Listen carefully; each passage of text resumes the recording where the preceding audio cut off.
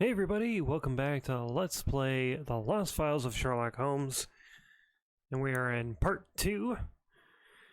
In the first part, we learned a little bit about the case that we are being asked to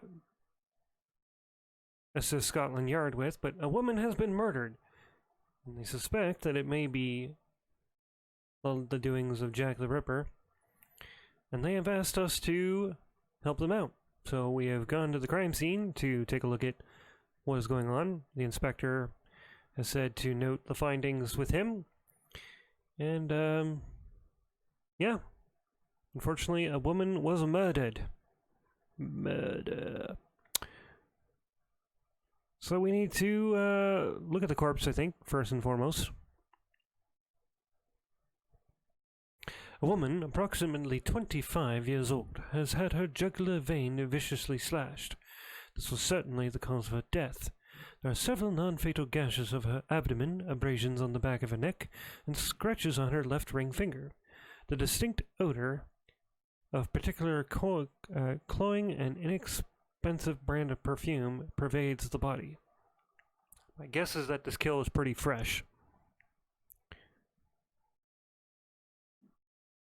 Let's take a look at the abrasions. Because if we look at the corpse again, we know that there are several non-fatal gashes on her abdomen, there's abrasions on the back of her neck, and scratches on her left ring finger. The distinct... Right, so first things first, let's take a look at the abrasions. The abrasions on her neck imply that her attacker forcibly removed some sort of heavy chain or necklace. There are 3 separate lines where a chain scraped her neck and all, which are deep and vivid. So definitely a burglary, or a theft as well.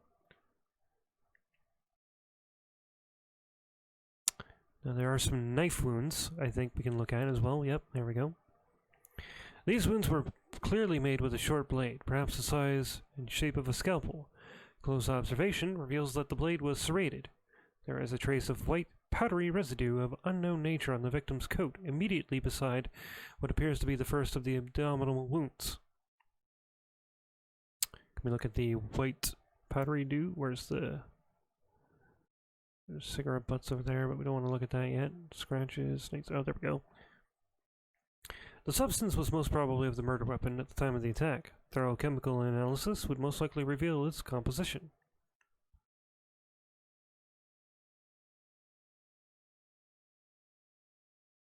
It's a handbag.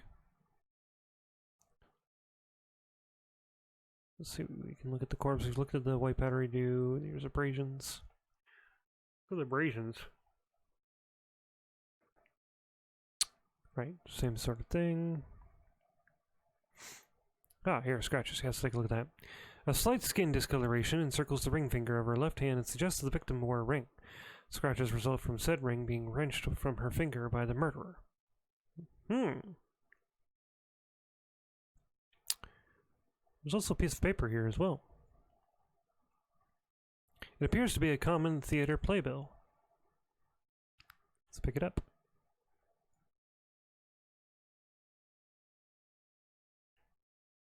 And we'll take a look at it. The playbill is dated for 2 nights ago. On the back is a message which appears to have been hastily scrawled.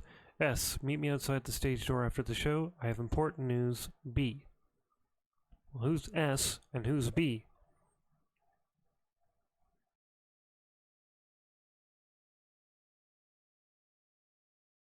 Right, well, we're also going to want to pick up the white powdery residue.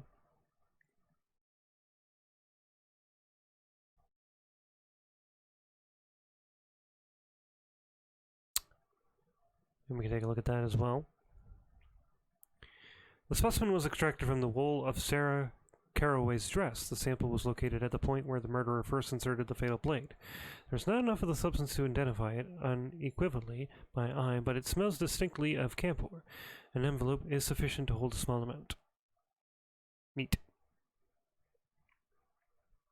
Alright, so we picked up the powder residue, you pick up the battered paper. There's also an iron bar over here.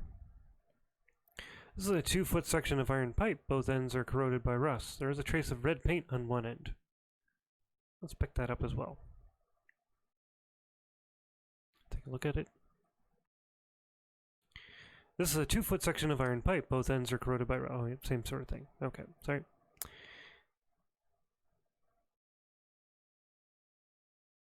And there's a handbag. Take a look at that. It's a simple silk-lined handbag, sometimes called a reticule. The contents: a pocket mirror, a tin of facial powder, a large metal key, a kerchief, and some cahots have been dumped out and apparently subjected to a hasty search. Can we pick up the handbag? Please examine anything you like, but I shall need that handbag and its contents as evidence. I guess that's fair.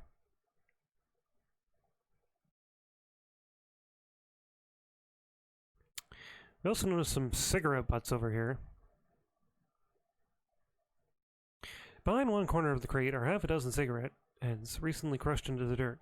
The brand is common and smoked by thousands of Londoners. The smoker was a man wearing heavy shoes or work boots, given the length of butts. His fingers are most certainly stained by nicotine. The heavy smoker. Was Jack the Ripper a heavy smoker? I don't think so. Her hat is over here. A lady's very stylish hat, fashioned in fine crimson silk. Don't think we can pick that up, can we? Oh, it tells us the same thing. Please look at anything you like, but leave it. Alright, well, there's really not much else we can pick up at the moment. However, what we want to do is we can talk to the constable. Can we look at the constable? The constable diligently guards the scene of the crime while trying to unsuccessfully direct his gaze away from the body. It's fair, it's probably a pretty grotesque scene to see.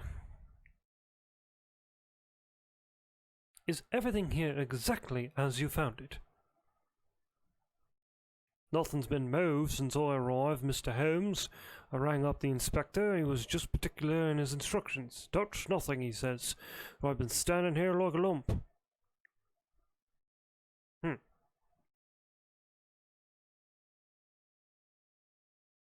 Do you have any information that would assist our investigation, Constable? No, Mr. Holmes, I'm sorry, but with fending off the newspaper gents and half the nosy buggers in London, I've been preoccupied, as you might say. Fair enough. What else can we look at here? Anything? Some barrels. This is a storage area for damaged or discarded stage props from this season's plays. These items are waiting for the dustman. The entire area appears undisturbed. Fair enough. Door to the backstage. The door to the rear entrance of the Regency Theatre. Alright, let's talk to the inspector. Let him know what we found.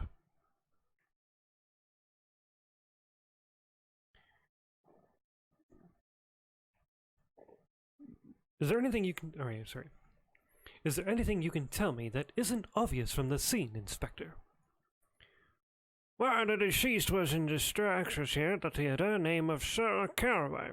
She lived by herself out in Bayswater. According to her only witness, there's a sister, whereabouts presently unknown. The witness found the body but remembers nothing of the person. She saw her fleeing the scene. May talk to her if you like, though she's a bit in the way of being hysterical at the moment. She's in the victim's dressing room through that door and up to the stairs. But before you go, I'd like to confirm some theories of my own. Again, I apologize, I'm very bad at voices, but I just feel like if I read everything as like this, in this voice, it would just make it kind of, I don't know. I'm trying to make it fun, you know, fun for me. And maybe fun for you guys too. Have you already decided on an explanation for the crime, Inspector? There's no doubt that this is the Ripper's doing. The fact that we are miles from his habitual haunts in Whitechapel is absolutely no significance. If he had left his calling card, it would be no clearer. This man is a monster. So we have a couple different options. We can basically agree with the inspector Or sorry, cannot give him the pleasure of agreeing with him. You seem very sure of your facts, Lestrade, but I believe that there is evidence that contradicts your interpretation. Yes, I don't believe that this is the sign of the Ripper. I assure you that I have examined everything in great detail, Mr. Holmes. I seriously doubt that I have missed a significant clue. What have you seen that goes against my theory? Well, for starters, we notice that the jewelry is missing.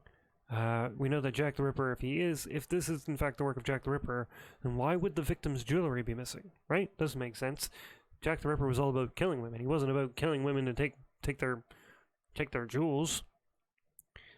I suspect you noticed that the victim's jewelry is missing. What do you make of that?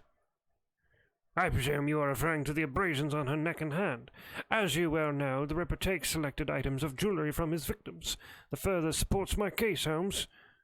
I believe if my theory were flawed, you would be the man to set me straight, but it looks like you have nothing material to add. Huh. I guess I was wrong. Sorry, I could have sworn that Jack the Ripper only ever did killings, but I guess I'm mistaken, so I apologize. My mistake. A killer's choice of weapon is most telling, don't you think? Indeed. My professional eye tells me that this woman was killed with a surgeon's scalpel, and we know the Ripper uses a scalpel with the skill of a medical man. Isn't that so, Dr. Watson? From what I have read, Inspector, the answer is yes. But I would not presume to commit myself before the autopsy is completed. I must say that if the scalpel was used, it was a dull one. The wounds appear a bit ragged.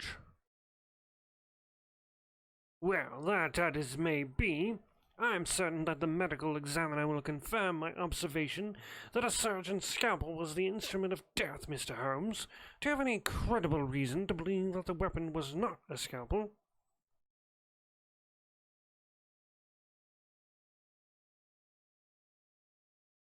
If you look closely at the victim's coat and the wounds, you may notice that the fatal blade had a serrated edge.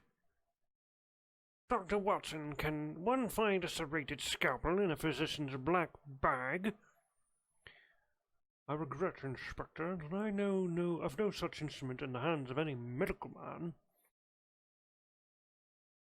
That is unusual, but I suspect that it is insignificant. I never said the Ripper was a doctor. Perhaps his other scalpel lost its razor edge. He's done enough foul work with it, heaven knows. Let's not confuse the investigation with frivolities, gentlemen.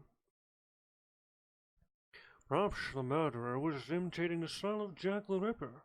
The gutter press has been filled with lurid accounts of the friend's disgusting exploits. Perhaps won't feed the bone dog, Doctor. I need facts. Mr. Holmes, my hypothesis is that the Ripper is responsible for this brutal murder, because there may be a bit of confusion surrounding the serrated blade. I will concentrate my efforts on the question of the murder weapon, but I will not be adverse to you and Dr. Watson looking further into this entire matter, if you wish. You may speak with the witnesses in the victim's dressing room, and you may want to examine the victim's flat at 21 Praed Street. Alright, well, we got an address. We'll go check that out in a minute. Is there anything more that you can tell me, Inspector? I have said all I have to say. I can only hope that my inquiries into the source of the murder weapon will reveal some new link that will lead me to this foul criminal and help me send him to the gallows.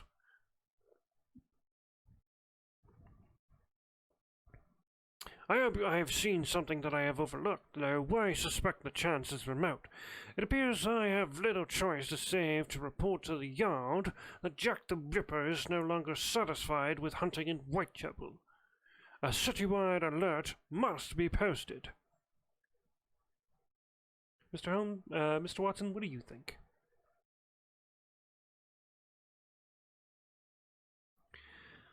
The ragged edges of these shallow wounds suggest a knife shaped like a surgeon's scalpel, but with a serrated blade. Are you familiar with such an instrument, Watson? I've never seen a tool like that in surgery or anywhere else. I can't imagine a medical use for such a knife.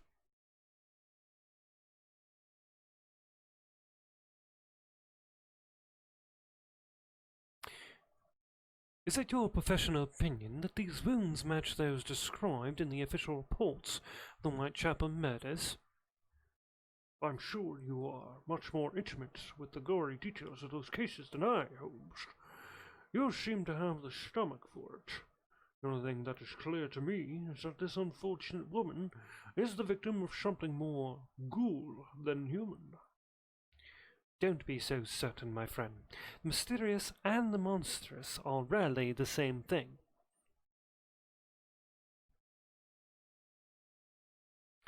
Do you see anything of significance, Watson? I'm not sure, Holmes. What I see disgusts me so that I can barely think. I believe I have seen no clues that reveal the truth of this horrible matter to me. If I have seen any, I have not been able to understand them. I'm sorry. Alright, well, we have talked to pretty much everybody here. But we are going to go into the backstage and talk to the witness, who says she didn't really see much, but we know that that can't be true.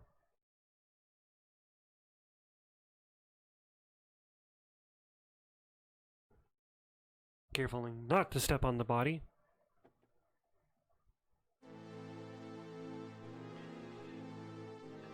You must be Mr. Holmes and Dr. Watson. I'm Henry Corthers, the stage manager. Inspector Lestrade told me you might want to look about the place. Feel free. I'm afraid we can't be much of help. Poor Sarah. Is that the girl who witnessed the incident? Yes, her name is Sheila Parker. She was in a dreadful state earlier, fainted dead away. As you can see, she's still very upset. I doubt she'll be able to answer any questions just yet. Alright. So, we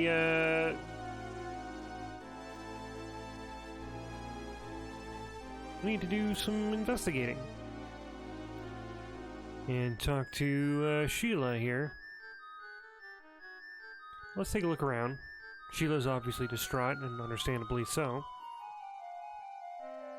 A well-traveled but unexpectedly level oriental silk dressing screen. The demands of modesty forbid an explanation of what goes on behind the screen, but suffice to say there is nothing worthy of note there.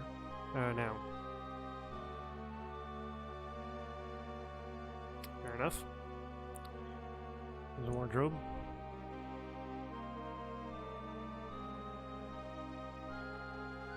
A formerly elegant mahogany cliffhanger, now more than slightly dilapidated.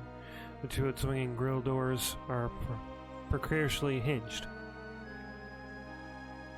So there's a spring. This is a steel spring attached to a small square mass of solid brass. Some flowers. These are pink carnations with dark red veins in the petals. This startling but common effect is probably achieved by staining the flowers in some kind of dye or staining fluid. An analysis of one of these blooms might prove useful.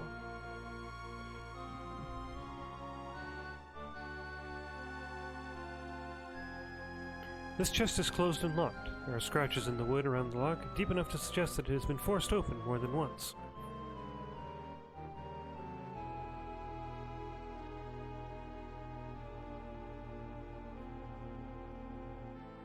A straight-back, velveteen, upholstered chair, probably intended for visitors.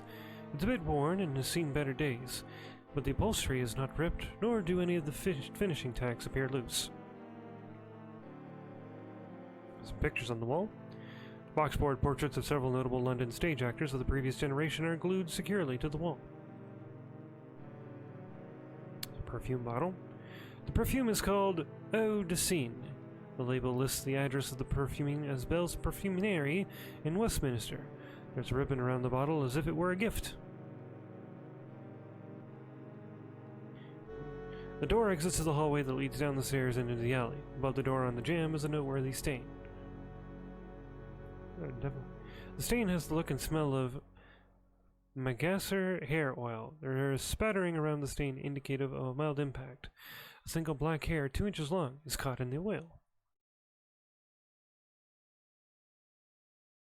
The stage manager seems more impatient than distressed. He's fiddling with the door latch incessantly, but does nothing constructive. On his belt hangs a key. Take a look at Sheila Parker. Miss Parker is sobbing, but it is not clinically hysterical. The experience was such that this sensitive young woman might never get over it. The mirror is one solid piece of glass with no removable back. The nooks and crannies of the carved mirror frame, which is poorly painted a dingy yellow to look like gold, reveal nothing out of the ordinary. Okay, so a couple things we can do while we're in here. We did notice that there was a mention of the flowers. We definitely want to pick those up, because that might come in handy later. And so we can look at the flower. A pink carnation with dark veins in the petals.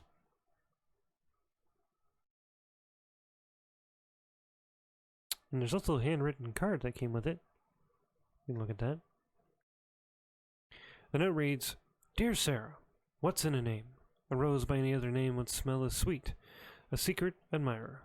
This misquote from Romeo and Juliet is strangely the product of a feminine right hand, with the unusual habit of dotting I's with tiny hearts. Can we take it?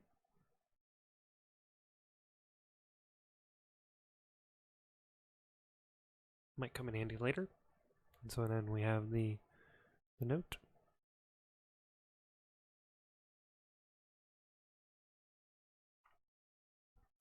The next thing that we want to do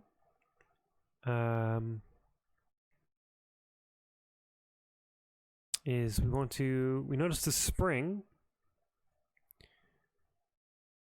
underneath the table here, or not table, but the wardrobe. So we'll pick that up. And again, we can look at that as well. This is a steel spring attached to a small square mass of solid brass. And we also saw the perfume bottle. And we noticed that the woman was wearing perfume, or had perfume on. So we'll definitely take that for evidence.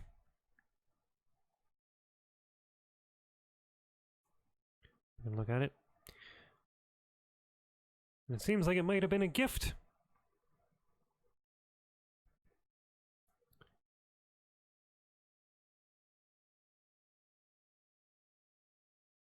And we also saw a stain in the corner of the door frame. I don't think we can pick up the hair at the moment. There's nothing really there, but again, you can look at the stain, and you can see that a single black hair 2 inches long is caught in the oil. And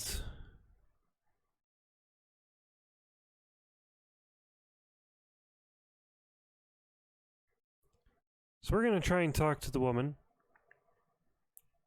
She's obviously under a lot of distress, but perhaps Sheila Parker might be able to provide us some assistance.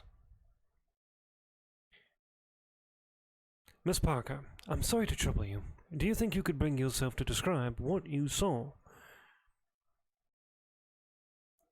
Oh, I saw Sarah lying there. It's all so horrible. I can't bear to think about it. She seems near hysterical, Holmes, and rightfully so. I doubt that she'll be much help in her current condition. Indeed, Mr. Watson, I agree. Let's talk to Mr. Watson. Perhaps as a doctor, he might have something that might be able to help her.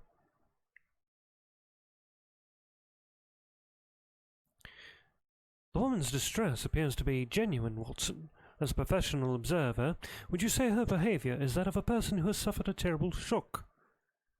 She is certainly within what I would call the credible emotional range of such a person. I believe her response to be authentic, though the woman is an actress, and you yourself, Holmes, have fooled me countless times with your own sham performances. It's possible she could be faking it. What does this room tell you of the victim?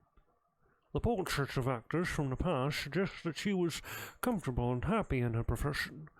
Judging by the flowers and perfume, I'd say that she was more than despised.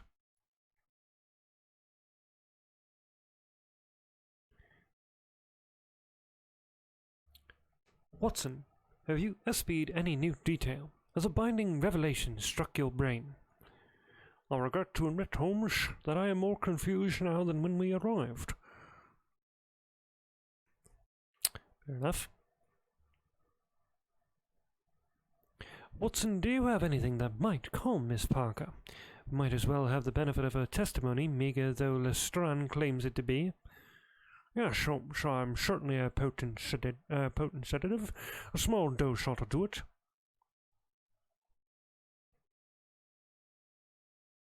Thank you, sir. I feel better, but much like I'm swimming underwater. I think I can answer your questions now, if my tongue will obey my brain. Miss Parker, do you now think you might tell us what you saw of this terrible murder? I saw Sarah lying there, dead. Blood was everywhere, but especially by her head. I could see her insides. A man in a cloak was running off into the street, but I didn't get no good look at him. I didn't see him no more than that, so honest, I just ran in here and fainted, I guess. Next thing I know, Mr. Cuthers is waving his coat in my face. Do you know any of her friends or relatives? No, sir, not personally. I don't even know Sarah very well, but a week ago, Sarah got this pendant. Big ugly thing it was, too. She said it was from her sister. I believe her name is Anna or Hannah, but I don't know where she lives. Do you know this secret admirer, the person who gave her these flowers? No, and neither did Sarah. She never was one to appreciate gifts from strangers, but she so liked these that she decided to keep them. Just tonight she told me I could throw them out if I had a mind to. Now the inspector has told me not to touch anything until he completes his investigation. How am I supposed to get dressed?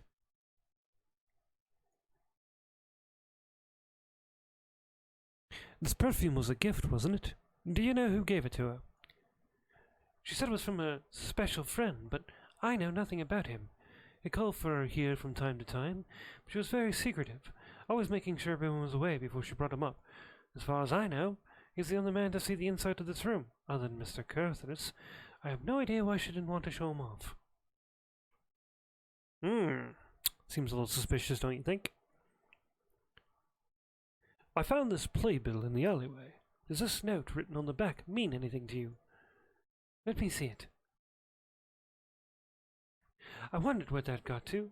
My fiancé came in all the way from Golders Green that night. He couldn't wait to tell me he had found a flat for us. We're to be married early in the new year. I'll be leaving the theatre, and none too soon by the looks of it.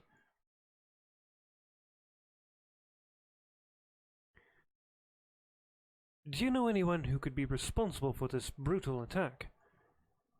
I didn't know anyone on Earth could do such a thing as what was done to her.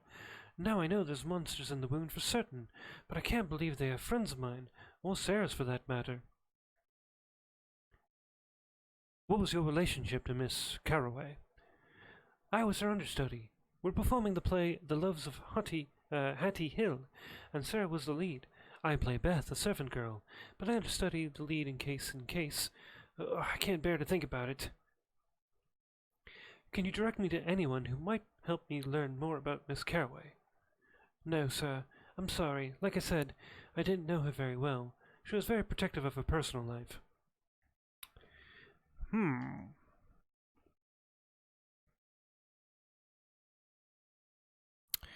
Well, I don't think she knows much more than what we've already asked her. Of course, we can also talk to